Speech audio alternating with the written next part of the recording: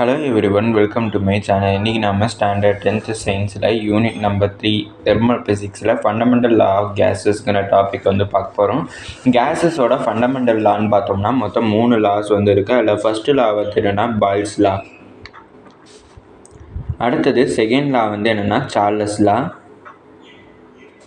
அடுத்தது தேர்டு லா அவகேட்ரோ லா. இந்த 3 லாஸ் தான் கேஸஸோட ஒன் ஆஃப் தி 3 ஃபண்டமெண்டல் லாவாக இருக்குது.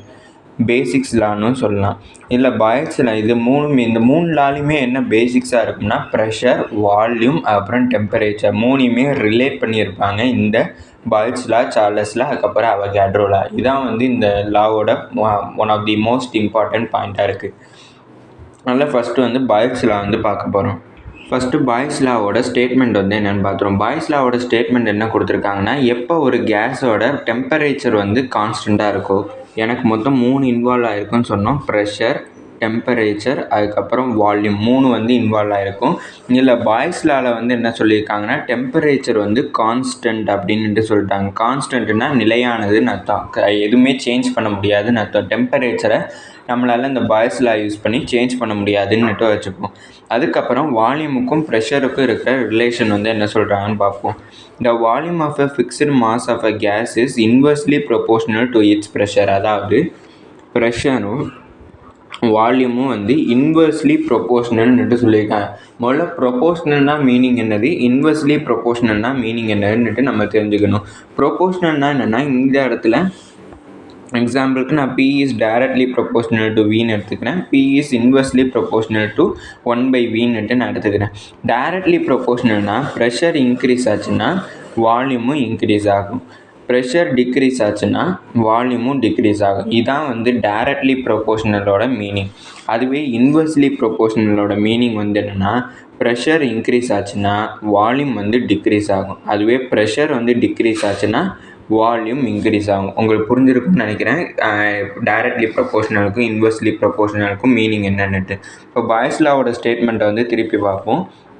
இங்கே என்ன சொல்லியிருக்காங்கன்னா, டெம்பரேச்சர் ஒரு கேஸோட டெம்பரேச்சர் கான்ஸ்டண்ட்டாக இருக்கிறப்ப அதோட வால்யூமும் அதோட ப்ரெஷரும் இன்வெர்ஸ்லி ப்ரொபோஷ்னலாக இருக்கும்னு சொல்லியிருக்காங்க. இதான் எனக்கு பாய்ல்ஸ் லா. இது எனக்கு இந்த ப்ரொபோஷ்னலை நான் ஈக்குவல் டுன்ட்டு ஈக்குவேட் பண்ணுறேன்னு வச்சுப்போம். அதாவது P is equal to 1/Vன்னுட்டு நான் கொண்டு வரணும்னா அப்போ எனக்கு ஒரு கான்ஸ்டண்ட்டும் சேர்ந்து வரும். அதாவது ப்ரொபோஷ்னாலிட்டியை நான் எடுக்கிறப்ப எனக்கு ஒரு கான்ஸ்டண்ட்டும் சேர்ந்து வரும். இப்போ இந்த Vயை நான் இங்கிட்டு ட்ரான்ஸ்லேட் பண்ணேன்னா எனக்கு PV is equal to constant அப்படின்னுட்டு கிடச்சிருக்கா. இதான் எனக்கு பாய்ல்ஸ் லாவோட ஈக்குவேஷன். அதாவது PV is equal to கான்ஸ்டன்ட்டுங்கிறது தான் பாய்ல்ஸ் லாவோட ஈக்குவேஷனாக நம்மளுக்கு கிடச்சிருக்கு. அடுத்தது நம்ம சார்லஸ் லா பார்க்க போகிறோம். சார்லஸ் லாவை இன்னொரு பேர் என்ன சொல்லுவாங்கன்னா, த லா ஆஃப் வால்யூம்னுட்டு இன்னொரு நேமும் சொல்லுவாங்க. சார்லஸ் லாவோட ஸ்டேட்மெண்ட் முதல்ல சார்லஸ் லாவை யார் ஃபார்முலேட் பண்ணதுன்னு பார்த்தோம்னா, one of the French scientist, அவரோட பேர் ஜாக்வஸ் சார்லஸ். அவர் தான் இந்த சார்லஸ் லாவை ஃபார்முலேட் பண்ணியிருக்காரு. இந்த சார்லஸ் லாவில் எனக்கு என்ன ஸ்டேட்மெண்ட் கொடுத்துருக்காங்கன்னா, மொத்தம் இந்த இதில் 3 இதை ரிலேட் பண்ணுவோம்னு சொன்னோம். போன பாய்ஸ் லாலையும் பார்த்தோம், ப்ரெஷர், டெம்பரேச்சர், வால்யூம். அதில் டெம்பரேச்சர் எனக்கு பாய்ல்ஸ் லாவில் கான்ஸ்டண்ட்டாக இருக்கும். இங்கே சார்லஸ் லாவில் எனக்கு எது கான்ஸ்டண்ட்டாக இருக்கும்னா, ப்ரெஷர் எனக்கு கான்ஸ்டண்ட்டாக இருக்கும். பாய்ல்ஸ் லாவில் எனக்கு டெம்பரேச்சர் கான்ஸ்டண்ட்டாக இருந்திருக்கும். மீதி இருக்கிற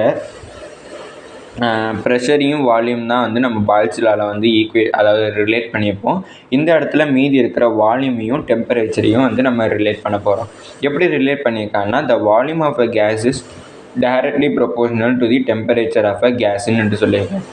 அதாவது ஒரு கேஸோட வால்யூமும் ஒரு கேஸோட டெம்பரேச்சரும் டைரக்ட்லி ப்ரொபோஷ்னல்னுட்டு சொல்லியிருக்காரு. டைரக்ட்லி ப்ரொபோஷ்னல்னால் எப்போ ஒரு கேஸோட வால்யூம் இன்க்ரீஸ் ஆகுதோ டெம்பரேச்சரும் எனக்கு இன்க்ரீஸ் ஆகும். எப்போ ஒரு கேஸோட வால்யூம் டிக்ரீஸ் ஆச்சோ எனக்கு டெம்பரேச்சரும் டிக்ரீஸ் ஆகிடும். இதான் எனக்கு இதோட மீனிங். இது சார்லஸ் லா. இந்த இதில் நான் ப்ரொபோஷ்னாலிட்டியை எடுத்துகிட்டு நான் ஈக்குவல் டு போடணும்னா எனக்கு ஒரு கான்ஸ்டன்ட் வரும். அப்படின்னா V is equal to T into கான்ஸ்டன்ட்டுன்னுட்டு எனக்கு கிடைக்கும். இப்போ இந்த டீயை நான் இங்கிட்ட ட்ரான்ஸ்ஃபர் பண்ணேன்னா எனக்கு டிவிஷனில் வரும். அப்படின்னா V divided by T is equal to constant அப்படின்னுட்டு கிடச்சிருக்கு. இதான் எனக்கு சார்லஸ் லாவோட ஈக்குவேஷன். இது பாய்ல்ஸ் லாவோட ஈக்குவேஷன் என்னன்னா, PV is equal to constant. Charles லாவோட equation V/T is equal to கான்ஸ்டன்ட்டுன்னுட்டு நம்ம டிரைவ் பண்ணியிருக்கோம். இந்த இடத்துல எனக்கு பாய்ல்ஸ் லாவில் டெம்பரேச்சர் கான்ஸ்டண்ட்டாக இருக்கும். அடுத்து சார்லஸ் லாவில் எனக்கு ப்ரெஷர் வந்து எனக்கு கான்ஸ்டண்ட்டாக இருக்குது. அடுத்தது வந்து அவகேட்ரோஸ் லான்னு பார்ப்போம். அவகேட்ரோ லா பார்க்குறதுக்கு முன்னாடி இங்கே எதெல்லாம் கான்ஸ்டன்ட் வச்சுருக்கோன்னு பார்த்துப்போம். பாய்ல்ஸ் லாவில் வந்து எனக்கு டெம்பரேச்சர் கான்ஸ்டண்ட்டாக இருக்குது. சார்லஸ் லாவில் எனக்கு ப்ரெஷர் கான்ஸ்டண்ட்டாக இருக்குது. இப்போ அவகேட்ரோ லாவில் எனக்கு எது கான்ஸ்டண்ட்டாக இருக்குன்னா, முன்னாடி இருந்ததில் ப்ரெஷரும் டெம்பரேச்சரும் தனித்தனியாக கான்ஸ்டண்ட்டாக இருந்துச்சு. இங்கே ஒரே லாவில் எனக்கு ப்ரெஷரும் டெம்பரேச்சரும் வந்து எனக்கு கான்ஸ்டண்ட்டாக இருக்க போகுது. மீதி இருக்கிறது ஒன்றே ஒன்று தான், அது எனக்கு வால்யூம். அந்த வால்யூமை வந்து எதோட ரிலேட் பண்ண போகிறாங்கங்கிறத நான் பார்க்கணும். வால்யூமை வந்து எனக்கு இங்கே இந்த ஸ்டேட்மெண்ட்டில் எதோட ரிலேட் பண்ணியிருக்காங்கன்னா, the volume of a gas is directly proportional to the number of atoms or molecules present in it. இப்போ ஒரு கண்டெய்னர் வந்து நம்ம எடுத்துப்போம். இந்த கண்டெய்னரில் வந்து எனக்கு ப்ரெஷர் வந்து கான்ஸ்டண்ட்டாக இருக்குது, டெம்பரேச்சரும் வந்து கான்ஸ்டண்ட்டாக இருக்குது. வால்யூம்ங்கிறது என்னென்னா, அதில் எவ்வளோ அமௌண்ட் ஆஃப் கேஸ் வந்து ப்ரெசண்ட்டாக இருக்குங்கிறது தான் வந்து நம்ம வால்யூம்னுட்டு சொல்ல போகிறோம்.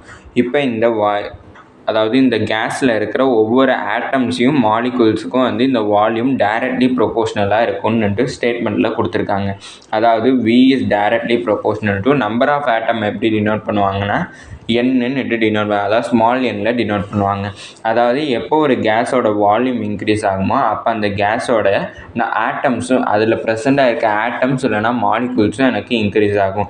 எப்போ ஒரு கேஸோட வால்யூம் டிக்ரீஸ் ஆகுமோ அந்த கண்டெய்னரில் இருக்கிற ஆட்டம்ஸும் மாலிகூல்ஸோட நம்பரும் டிக்ரீஸ் ஆகும்னுட்டு சொல்லியிருக்காங்க. இப்போ நான் இதை ஈக்குவல் டுக்கு வந்து சேஞ்ச் பண்ணேன்னா V is equal to N into ஒரு கான்ஸ்டன்ட்டும் எனக்கு சேர்ந்து வரும். இப்போ நான் இதை ட்ரான்ஸ்ஃபரேட் பண்ணேன்னா எனக்கு V/N இஸ் ஈக்குவல் டு கான்ஸ்டன்ட்னுட்டு கிடைக்கும்.